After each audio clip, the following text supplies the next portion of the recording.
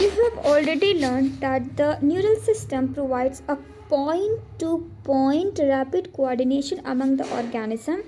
The neural coordination is fast but short lived, as the nerve fiber do not innervate all cells of the body and the cellular function needs to be continuously regulated. A special kind of coordination and regulation has to be provided. This function is carried out by hormones, the neural system and endocrine system jointly coordinate and regulate physiological function of the body. हमारे जो neural system होते हैं और endocrine system होते हैं, ये दोनों system मिलके हमारी बॉडी के फिजियोलॉजिकल फंक्शन को, कौन से फंक्शन, बॉडी के फिजियोलॉजिकल फंक्शंस को रेगुलेट करते हैं.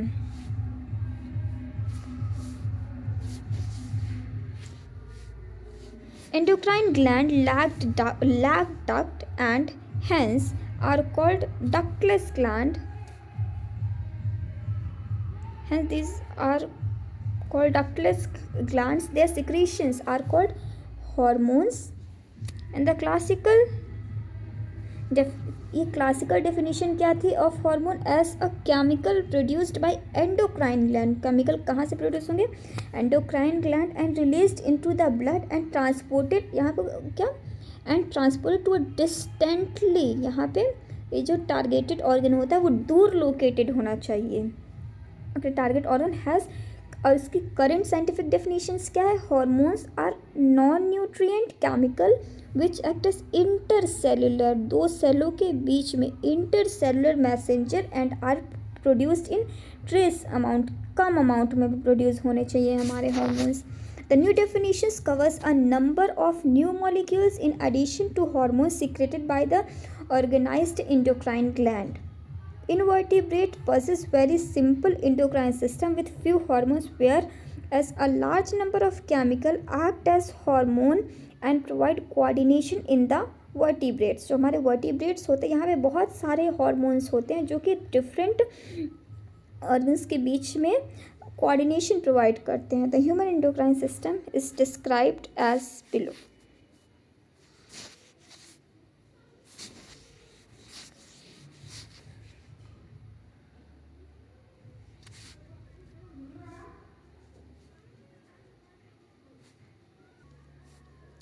Endocrine gland and hormones producing diffused tissue. Diffused tissue cells located in different part of the body constitutes the endocrine system. endocrine system में क्या क्या होता है, पिट्यूटरी होता है, pineal, thyroid, adrenal, pancreas, parathyroid, thymus and gonads. Gonads में males में testis होते हैं और फीमेल्स में ovary are the organized endocrine bodies in our body. In addition to this some other organs में हमारे क्या आ जाएगा, gastrointestinal tract, GIT, liver, kidney and heart. हमारे गैस्ट्रोइंटेस्टाइनल ट्रैक्ट, लिवर, किडनी और हार्ट भी हॉर्मोन्स प्रोड्यूस करते हैं और also produces hormones. Brief account of this structure and functions of all major endocrine gland and the hypothalamus of the human body is given in the following sections. ये यहाँ पे हमारी ये pineal gland हो गई, ये हाइपोथैलेमस, पीनियल ग्लैंड के बाहर वाली कवरिंग हाइपोथैलेमस हो जाएगी. ये जो ब्रेन स्टेम के पास से निकलेगा ये पिट्यूटरी हो जाएगा. ये थायराइड ग्लैंड हो जाएगी, या थायराइड ग्लैंड के पीछे पैराथायराइड ग्लैंड होती है. थाइमस ग्लैंड हमारे हार्ट के पास में होगी.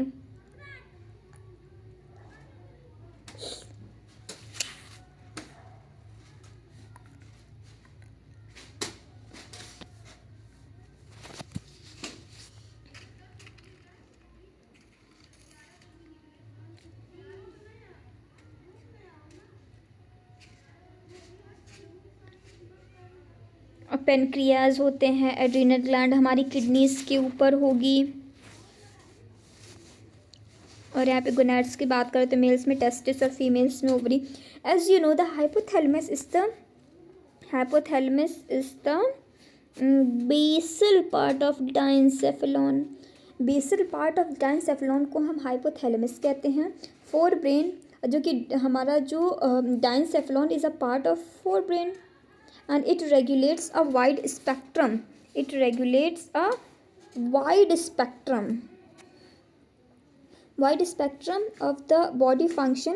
It contains several group of neurosecretory cells. Neurosecretory cells वो cells होती हैं हमारे हाइपोथैलेमस की जो कि हार्मोन सिक्रेट करती है, और इन न्यूरोसेक्रेटरी सेल्स को हम लोग न्यूक्लियाई बोलते हैं, विच प्रोड्यूसेस हार्मोन्स, ये प्रोड्यूस करती हैं हार्मोन्स को. These hormones regulate the synthesis and secretion of pituitary hormones.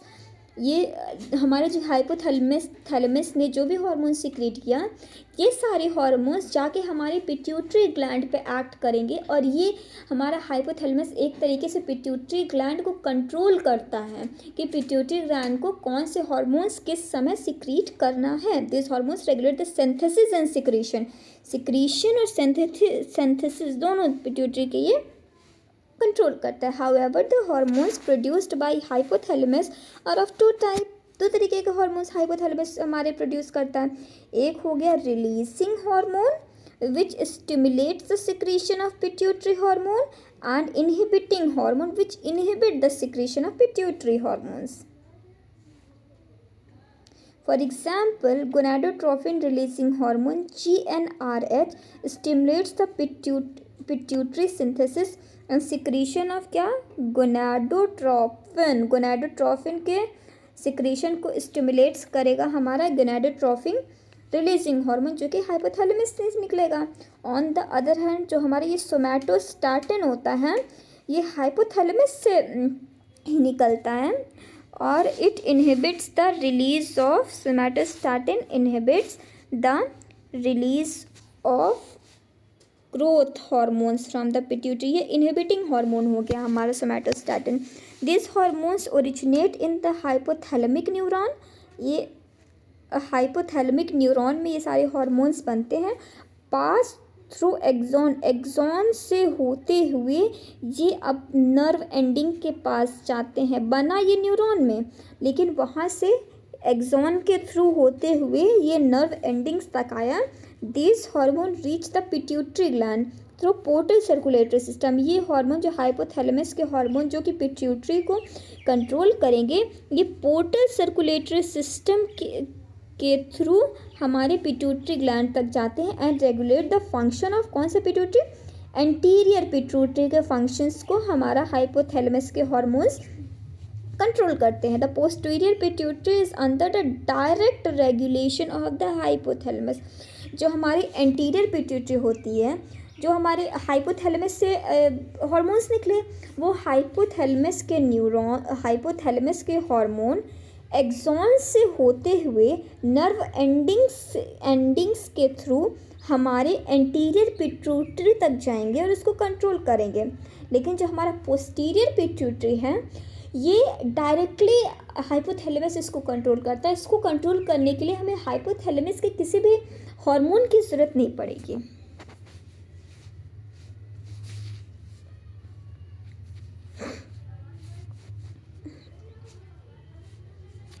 The pituitary gland is located in bony cavity. कौन सी कैविटी? पिट्यूटरी ग्लैंड हमारी एक बोनी कैविटी में होती है जिसका नाम होता है sella turcica, and is attached to a hypothalamus. Sella turcica hypothalamus से अटैच होती है by a stalk. It is divided anatomically. ये कैसे एनाटॉमिकली डिवाइडेड होती है इनटू एडिनोहाइपोफाइसिस एंड न्यूरोहाइपोफाइसिस. हमारी जो पिट्यूटरी ग्लैंड होती है, ये एनाटॉमिकली दो पार्ट में डिवाइड होती है, जिसको हम लोग एडिनोहाइपोफाइसिस और न्यूरोहाइपोफाइसिस बोलते हैं. Adenohypophysis consist of two portion, जो कि the pars distalis and pars intermedia.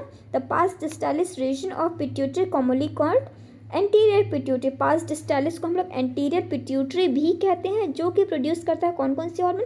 Growth hormone हो गया, प्रोलैक्टिन हो गया, thyroid stimulating hormone, adrenocorticotrophic hormone, luteinising hormone, FSH. ये सारे हमारा डिस्टालिस वाला पार्ट यूज निकालता है, जिसको हम लोग एंटीरियर पिट्यूटरी बोलते हैं. और पोस्टीरियर पास इंटरमीडिया जो हो गया, ये सिर्फ एक हार्मोन सिक्रेट करता है, MSH, melanocyte stimulating hormone. Parse intermedia सिर्फ MSH करता है, और एंटीरियर पिट्यूटरी जिसको हम लोग पास डिस्टालिस बोलते हैं, वो ये सारे बहुत सारे हार्मोन सीक्रेट करता है। The pars intermediate almost must with pars distalis. Intermedia मतलब MSH वाला पार्ट और डिस्टालिस मतलब ये सारे वाले पार्ट्स जो होते हैं ह्यूमंस में दोनों मिले हुए होते हैं, मतलब इसको डिस्टिंग्विश करना बहुत मुश्किल होता है ह्यूमंस में। तो और जो न्यूरोहाइपोफाइसिस जिसको हम लोग पास नर्वोसा बोलते हैं, न्यूरोहाइपोफाइसिस पास नर्वोसा, इसको हम लोग पोस्टीरियर पिट्यूटरी भी कहते हैं। ये करता है स्टोर करेगा और रिलीज करेगा, ये सिंथेसाइज नहीं करेगा, ये सिर्फ हमारा स्टोर और रिलीज करेगा टू हार्मोन्स जिसको क्या हम बोलेंगे हम oxytocin and vasopressin which are actually synthesized by hypothalamus. ये दो हार्मोन ऑक्सीटोसिन और वैसोप्रेसिन ये दो हार्मोन होते हैं जो कि एक्चुअली में हमारे हाइपोथैलेमस ने सिंथेसाइज किया, हाइपोथैलेमस ने बनाया, लेकिन ये स्टोर हुए हमारे पोस्टीरियर पिट्यूटरी में आके।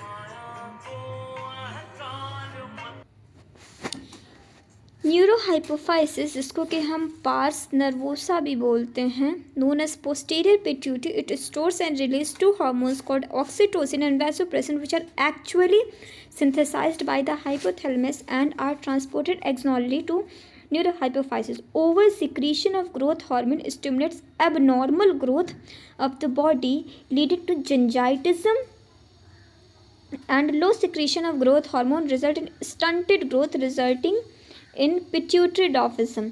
अगर हमारे ग्रोथ हार्मोन का सिक्रेशन ज़्यादा हो गया तो इसके वजह से एबनॉर्मल ग्रोथ हो जाती है जिसको हम लोग जिंजाइटिज्म बोलते हैं। और अगर ग्रोथ हार्मोन का सिक्रेशन कम हुआ तो ड्रॉफ रह जाता है इंसान जिसको कि हम पिट्यूटरी ड्रॉफिज्म बोलते हैं। Prolactin regulates the growth of mammary gland. Prolactin क्या करता है, मैमरी ग्लैंड की ग्रोथ को रेगुलेट करता है एंड फॉर्मेशन ऑफ मिल्क भी करता है। जो हमारा प्रोलैक्टिन होता है मैमरी ग्लैंड की ग्रोथ और मिल्क फॉर्मेशन दोनों में हेल्पफुल है। TSH stimulates the synthesis and secretion of thyroid hormone from the thyroid gland. Thyroid stimulating hormone, as the name suggests, it synthesizes the secretion of thyroid hormone from the thyroid gland. ACTH stimulates the synthesis and secretion of steroidal hormones. Steroidal hormone adrenocorticotropic stimulating hormone होते हैं। ये steroidal hormone के secretion को stimulate करता है जिसको हम क्या कहते हैं, ग्लूकोकॉर्टिकॉइड। ग्लूकोकॉर्टिकॉइड कहाँ से निकलता है, एड्रीनल कॉर्टेक्स से। ग्लूकोकॉर्टिकॉइड हमारा एड्रीनल कॉर्टेक्स से निकलता है, एड्रीनल कॉर्टेक्स से निकलता है। LH and FSH stimulates the gonadal activity। जो हमारे LH और FSH होते हैं, LH ये यहाँ पे LH and FSH stimulates gonadal activity and hence are called gonadotrophin. In males, LH stimulates synthesis and secretion of hormone called androgen. Males में LH और FSH इन दोनों को हम गोनाडोट्रोफिन्स बोलते हैं। और मेल में जो हमारा LH होता है वो एंड्रोजन के सिक्रीशन और सिंथेसिस को प्रमोट करता है। LH एंड्रोजन के सिंथेसिस और सिक्रीशन को प्रमोट करता है from testis and in females and in males में LH तो एंड्रोजन हार्मोन को वो प्रमोट करेगा और FSH क्या करेगा, रेगुलेट्स स्पर्मेटोजेनेसिस। FSH फॉलिकल्स आ गया, स्पर्मेटोजेनेसिस में स्पर्म्स का फॉर्मेशन होता है, तो यहाँ से ये हमारा फॉलिकल वर्ड आया। मेल्स में FSH फॉलिकल्स को स्टिमुलेट करेगा, बनाएगा भाई। इन फीमेल्स में LH क्या करेगा,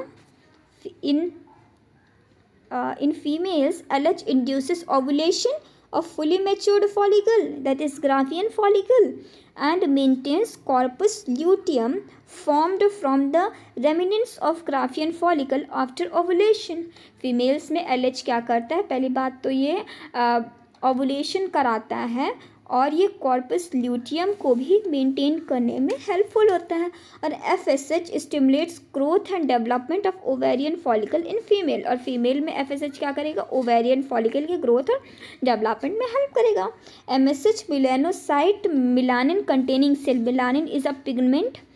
MSH acts on the melanocyte and melanin containing cells and regulates pigmentation of skin. Oxytocin acts on smooth muscle of our body and stimulates their contraction. In female, it stimulates vigorous contraction of uterus at the time of childbirth. In females, Oxytocin stimulates vigorous contraction of uterus at the time of childbirth and milk ejection from the mammary gland. Milk ejection हमारा oxytocin कराता है, लेकिन milk formation और alveoli का development हमारा prolactin कराता है. ये क्या कराता है? Milk ejection. Vasopressin acts mainly on the kidney and stimulates. हमारा वेसोप्रेसिन जो होता है किडनी पे एक्ट करता है and it stimulates reabsorption of water and electrolytes. Absorption is reabsorption. It stimulates reabsorption of water and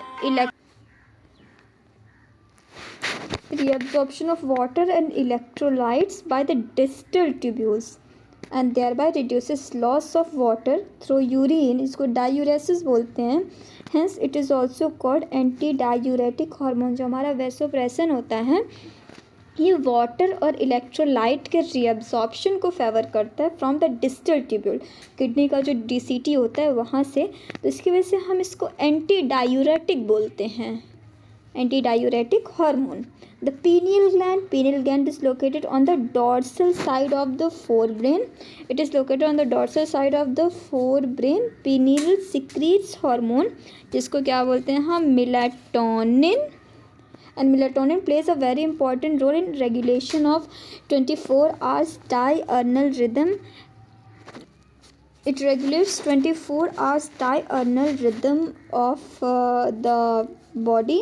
For example, it maintains the normal rhythm of sleep-wake cycle, body temperature. In addition, melatonin also influences metabolism, pigmentation and menstrual cycle. ये तीन इसके as well as defence capability. ये हमारे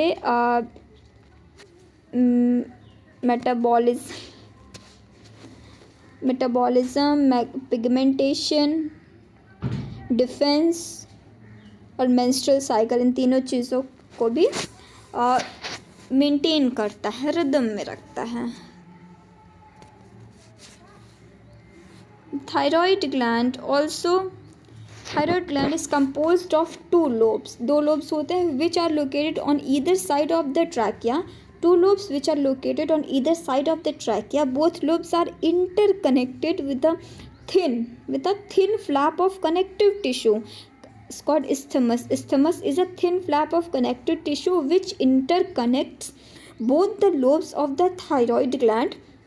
A thyroid gland composed of follicles and stromal tissue. जो हमारे thyroid gland होते हैं इसके पास follicles और stromal tissue होते हैं. Each thyroid follicle is composed of follicular cell. Each thyroid follicle is composed of follicular cell which enclosing a cavity. follicular cell और ये follicular cell एक cavity को enclose करते हैं. These follicular cell synthesizes to hormones. ये follicular cell दो तरीके के हार्मोन्स को सिंथेसाइज करते हैं.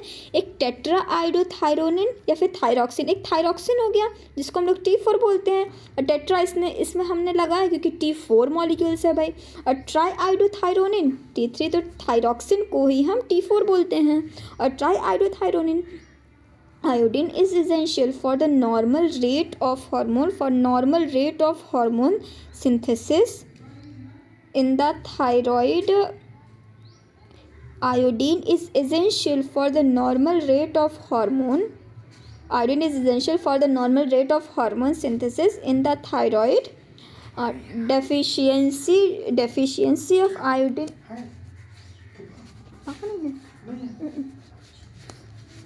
Deficiency of hormone in our body result in the hypothyroidism and enlargement of thyroid gland, commonly called goiter. अगर हमारा आयोडीन की डेफिशिएंसी हो गई तो हमें हाइपोथायरॉयडिज्म हो जाएगा, जिसको हम लोग बोलेंगे क्या? गॉइटर बोलेंगे.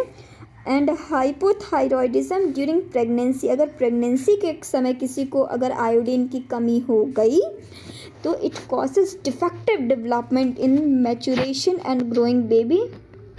मैचुरेशन क्या करता है? अगर प्रेगनेंसी के टाइम पे किसी को आयोडीन की कमी हो गई तो it causes defective development and maturation of the growing baby, leading to stunted growth and mental retardation, growth भाई क्रिटिज्म हो जाएगा, ग्रोथ हार्मोन नहीं निकलेगा, मेंटल रिटार्डेशन हो जाएगा, लो इंटेलिजेंट क्वेश्चन हो जाएगा, एबनॉर्मल स्किन हो जाएगा, डेफ म्यूचिज्म हो जाएगा, भाई बहुत तरीके से प्रॉब्लम हो जाएगी बेबी को, भाई वो उसके हाथ पैर अच्छे से नहीं ग्रो करेंगे, बहरा गूंगा हो जाएगा, एबनॉर्मल स्किन हो जाएगी, पागल जैसा रहने लगेगा, बहुत सारी प्रॉब्लम्स हो जाएगी।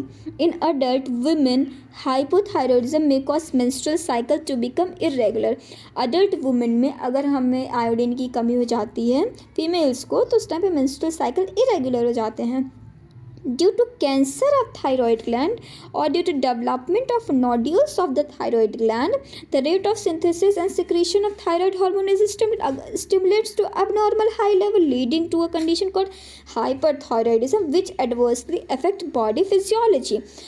पहली बात तो कमी हो गई तो ये सारी प्रॉब्लम हुई, लेकिन अगर कैंसर हो गया या फिर हमारे थायराइड ग्लैंड के नोड्यूल्स बहुत ज़्यादा बढ़ गए, उसकी वजह से थायराइड का सिक्रेशन ज़्यादा हो गया, तो वो भी हमारी बॉडी की फिजियोलॉजी को एडवर्सली अफेक्ट कर देता है। Thyroid hormone plays an important role in the regulation of basal metabolic rate. Thyroid hormone plays an important role in the regulation of the basal metabolic rate. These hormones also support the process of red blood cell formation. RBC formation को भी हमारे thyroid hormones जो होते हैं वो stimulates करते हैं। Thyroid hormone controls the metabolism of carbohydrate protein fat. भाई कार्बोहाइड्रेट प्रोटीन फैट के मेटाबॉलिज्म को वो करेगा, बेसल मेटाबॉलिक रेट को भी करेगा, maintenance of water and electrolyte balance भी थायराइड ग्लैंड के हार्मोन करेंगे, T3 T4 जो भी वाटर इलेक्ट्रोलाइट बैलेंस को करेंगे। Influence by thyroid hormone, thyroid gland also secrete protein hormones called thyrocalcitonin which regulates the blood calcium level।